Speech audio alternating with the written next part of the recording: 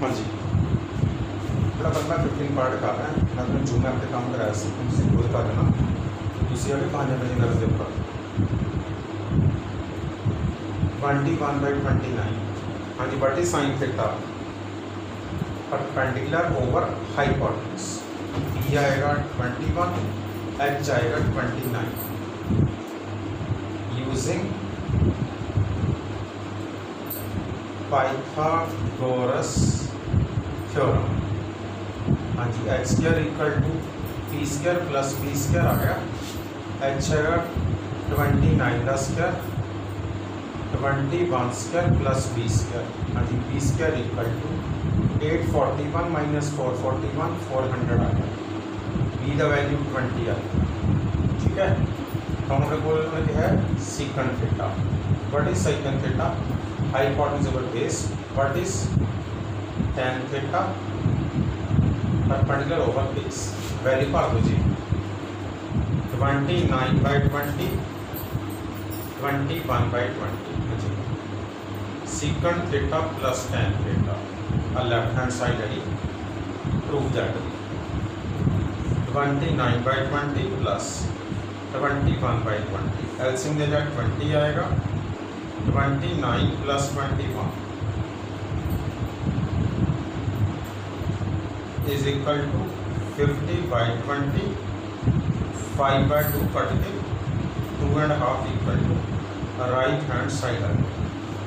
देखो जी, थोड़ी स्टेटमेंट है। What is sine theta? Perpendicular over hypotenuse. B होगा 21, एच होगा 29।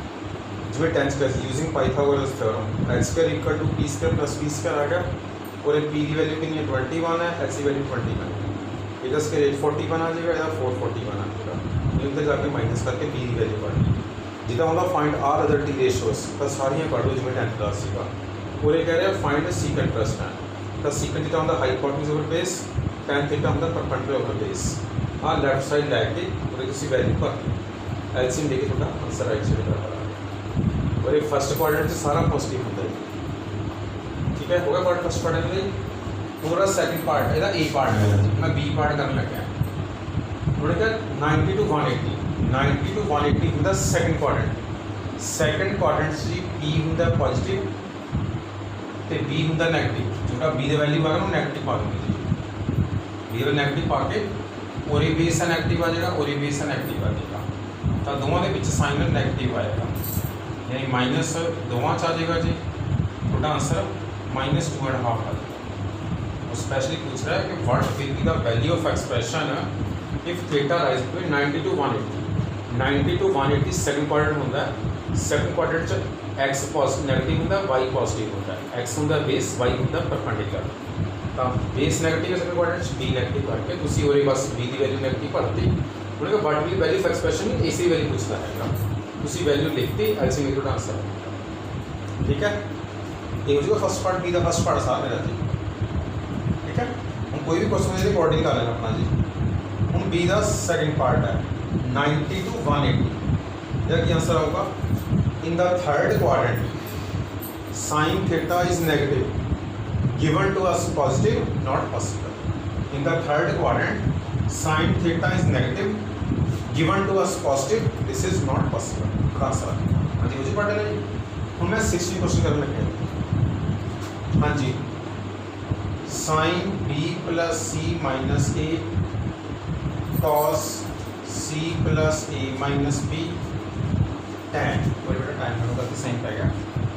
और ये टैन होएगा tan A plus B minus C equal to 1 है। तीनों जी तीनों 1 के बराबर स्टेटमेंट गिवन है। उन्होंने कहा find the value of A B C कह रहा है। तो पहला इक्वल टू 1, दूजा इक्वल टू 1, तीजा इक्वल टू 1। हाँ जी, साइन 91 होंगे, कॉस 01 होंगे, टैन 45 1 होंगे। साइन की टेबल साइन की वैल्यू, कॉस की कॉस की, टैन की टैन की। B plus C minus A equal to 90 आ जाएगा। C plus A minus B equal to 0 आ जाएगा। A plus B minus C equal to 45 आएगा। Equation 1, equation 2, equation 3। हाँ जी, जो मर्जी फॉर्म ला लो, ऐड 1 2 कर दो। ऐड 1 and 2 जो 1 ਤੇ 2 ਨੂੰ ਐਡ ਕਰੋ, बी ਨਾਲ बी कट गया, बी ਨਾਲ ए कट गया। 2c आएगा 90, c की वैल्यू आ जाएगी 45। हूँ फिर ऐड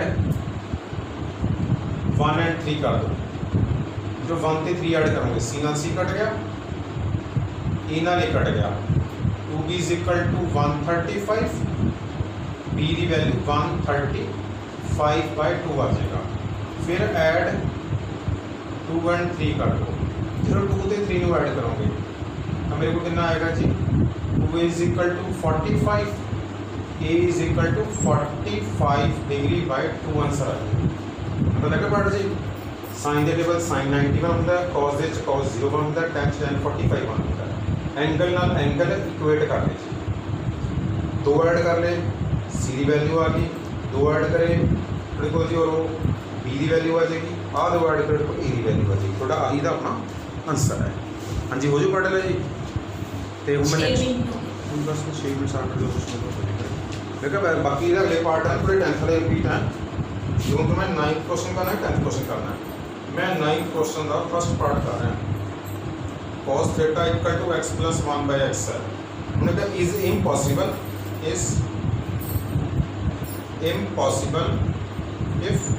x इज रियल, आ स्टेटमेंट है जी। Solution cos theta equal to x plus 1/x आ जी, एलसीएम लैके हम तुसी नूं क्रॉस करना है जी, x minus x cos theta plus 1 0, a आएगा 1, b आएगा माइनस cos थीटा, c आएगा 1, d कितना आएगा जी, b² minus 4ac minus cos theta whole square minus 4 into 1 into 1। हाँ जी, cos स्क्वायर थीटा माइनस 4।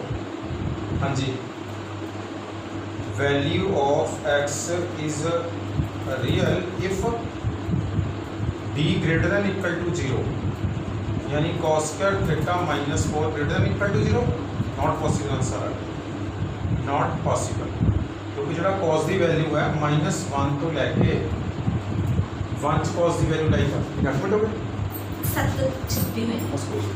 हाँ जी, एलसीएम ले लिया, क्रॉस कर लिया, इधर ले गए, a हैगा 1, b माइनस cos, c हैगा 1, d कर लिया।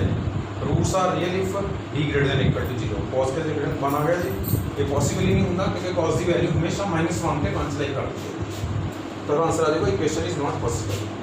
हम चाहे तो कोई 9th का सेकंड पार्ट है, चाहे 10th क्वेश्चन है, दोनों सेम जे पार्ट है।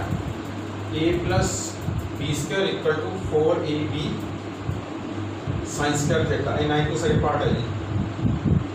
हाँ जी, क्वेश्चन कह रहे हैं is possible only when a equal to b। ऐ करो, साइन स्क्वायर थीटा कितना आएगा, a plus b whole square over 4ab आ गया। हाँ जी, sine square theta less than equal to 1 होता है, a plus b square over 4ab less than equal to 1, ये आएगा जी a square plus b square plus 2ab less than equal to 4ab। बाकी बेटा मेरी हम सी एक्सरसाइज पूरी होगी, ये तुम सी एक्सरसाइज बाकी क्वेश्चन पर 10th वाले हैं, खुद ट्राई करोगे जी। इधर आके माइनस हो जाएगा ना, तो -2ab less than equal to 0, सी चाहे a माइनस b स्क्वायर पाओ, चाहे b माइनस b स्क्वायर पाओ, which is possible only if a minus b equal to 0, यानी a equal to b answer. ठीक है बेटा, हो गया। हाँ जी, स्टेटमेंट आ वाली a plus b square equal to 4ab sine theta, उन्होंने कहा is possible if a equal to b, तो सी नीचे लेके क्रॉस से sine square theta always less than equal to 1 होता है, a दी वैल्यू a वाली उस पर a square plus b square plus 2, ये क्रॉस कर लिया, इधर आके माइनस हो जाएगा, 2 - 4 -2 आ जाएगा, a माइनस b स्क्वायर आ गया। किसी भी क्वांटिटी का स्क्वायर नेगेटिव नहीं होता, ये पॉसिबल कदम होएगा कि थोड़ी बहुत साइन ये 0 हो सकता, नेगेटिव होता नहीं है, तो a minus b equal to 0 यानी a इक्वल टू b रहेगा। जो सेकंड पार्ट सीक्वेंट पार्ट है ना, तो सीक्वेंट इन्फिनिटी आता है, तो उससे फिर a equal to b not equal to 0 पाओ। ठीक है जी, एक कर लिया, मेरी हूँ सी एक्सरसाइज पूरी होगी। ठीक है।